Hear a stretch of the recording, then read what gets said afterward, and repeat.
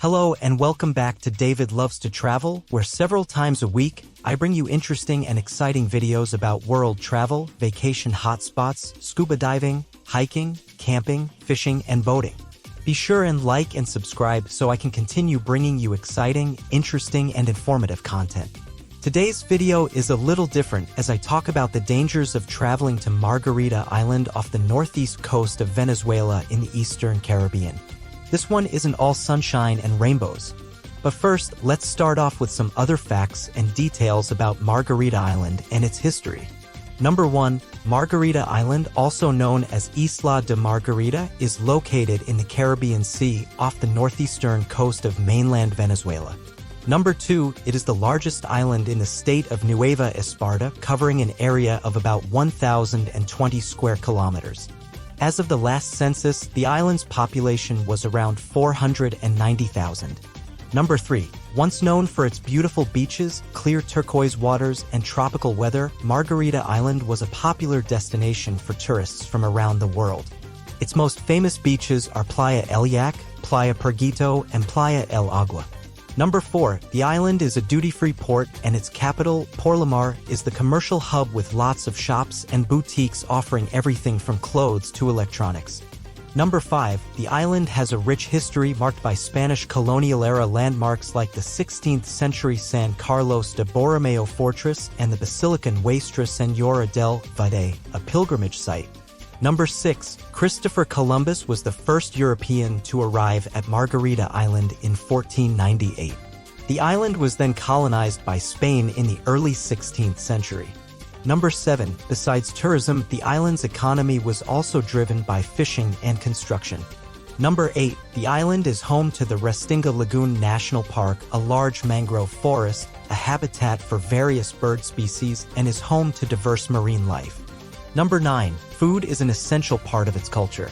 Local cuisine includes a variety of seafood dishes, arepas, empanadas, and the popular local drink called ron con coco. Number 10. Margarita Island was once well known for its vast pearl oyster beds, which were a major source of wealth during the early colonial period. Now that you have a lay of the land and know a little about its history and location, ever wondered about the shadowy underbelly of the idyllic Margarita Island?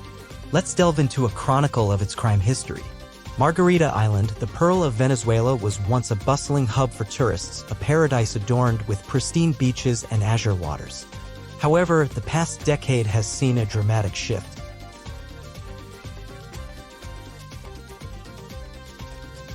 As Venezuela plunged into a crisis, tourism, the island's primary industry, experienced a staggering decline of 90% between 2010 and 2020. A paradise lost, one might say. As the island's economy crumbled, organized crime found fertile ground to sprout. Margarita Island is now recognized as an international hub for the illegal drug trade. Multiple international intelligence organizations, including the likes of the CIA, have identified this once serene island as a major center for organized crime, focusing their investigations on its growing narcotics-related money laundering activities. But the dark tale of Margarita Island does not end there. Since 2010, the island has been stained by a series of violent crimes, often targeting unsuspecting tourists.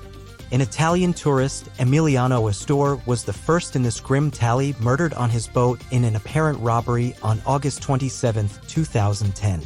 The crime was so brazen that 2 police officers were also implicated.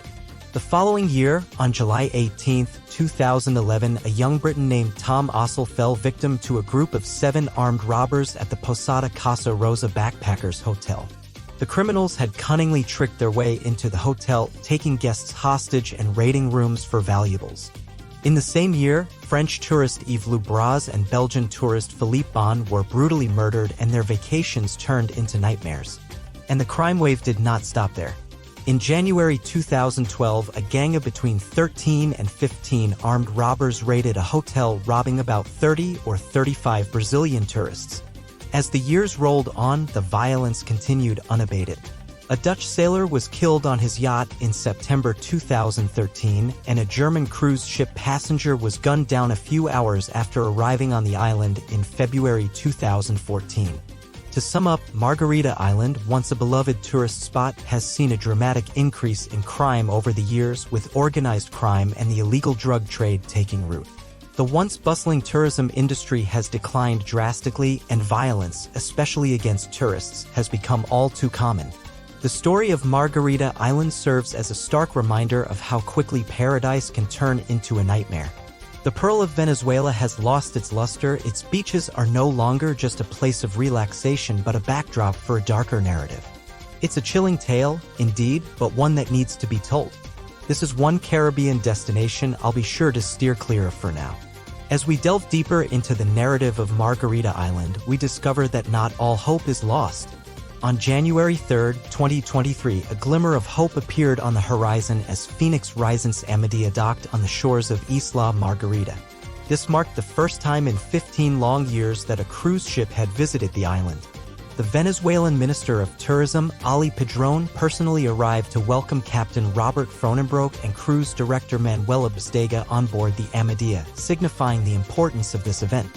Phoenix Rising expressed their gratitude for the warm and vibrant reception provided to their nearly 500 guests and the crew, who hailed from countries like Spain, France, Germany, Italy, and Switzerland.